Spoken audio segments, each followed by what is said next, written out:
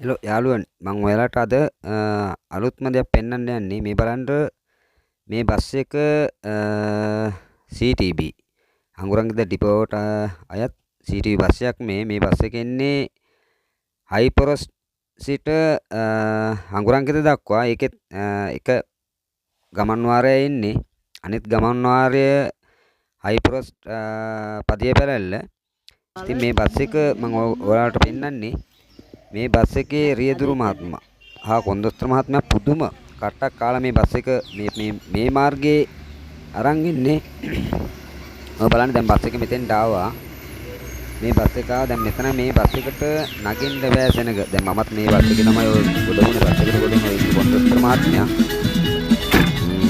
එයත් කට්ට කාගෙන ටිකට් එක කඩාගෙන පිළිවෙලකට මේවා කරන ඊට අමතරව ඩ්‍රයිවර් මහත්තයා බලන්න ඩ්‍රයිවර් මහත්තයා පුදුම කට්ටක් කන්නේ මම ඔයාලට පෙන්නන්න තව ඉදිරියේදී මේ පාර්කින් දුෂ්කරතාවයේ පාරේ පාරේ මම හිතන්නේ අඩි 9ක් තරම්වත් නැති තරම් මේ පාරේ ආසන 30යි වගේ වාහන මේ බස් එක තමයි මේ බස් එක මීට වැඩිය ලොකු බස් යන්න බෑ මේ පාරේ දිග වාහන ලොරිවත් කිසිම දෙයක් යන්න බෑ වීල් ඒතර කාර් ඔය වගේ දේවල් තමයි මේ පාර වල ඊට අමතරව මේ CTB බස් එක අංගුරන්ගිද ඩිපෝෙන් දාලා තියෙනවා. ඒකත් පිටුන ලොකු පිටුවහලක්. මොකද නැත්නම් යන්න වාහනයක් නැහැ මේගොල්ලොන්ට. මේ මාර්ගය හයිපොරස් ඊළඟට ගෝනකැලේ මතුරට ගෝනකැලේ අලකොලග මතුරට ඔය ටික තමයි එන්න දෙනවා මට. ඕන් දැන් අවුනේ මේ ගුවන් බලන්න අර වීල් එකට ඉඩ දෙන්න බැරුම්. ඒ කියන්නේ පාර ඉඩ මන්දි.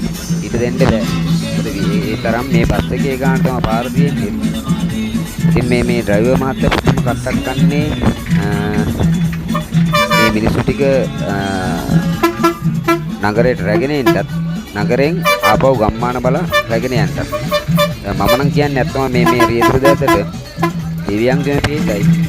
කොන්දොස්තර මහත්තයා පුදුම කට්ටක් කන්නේ. දැන් බලන්න ඔය බස් එකේ මම හිතන විදියට දැනට 60කටත් වැඩි තරම් දෙනක ඉන්නවා. ඊටකනත් මම හිතන්නේ ඉන්නවා 50කට ඉන්නවා. බලන්න ඔය සීට් වල ආසන 36.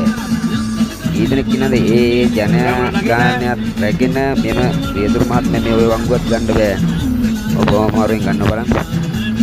ගන්න බෑ. දුට පාරක්. බලන්න. මේ වංගුව ගන්න ඔය රිවර්ස් කරනවා. රිවර්ස් කරලා තමයි බස් එක ගන්නේ. බලන්න ඕ මම ඕගොල්ලන්ට දෙන්නත් කාර් වංගුව ගත්තා දැන් යනවා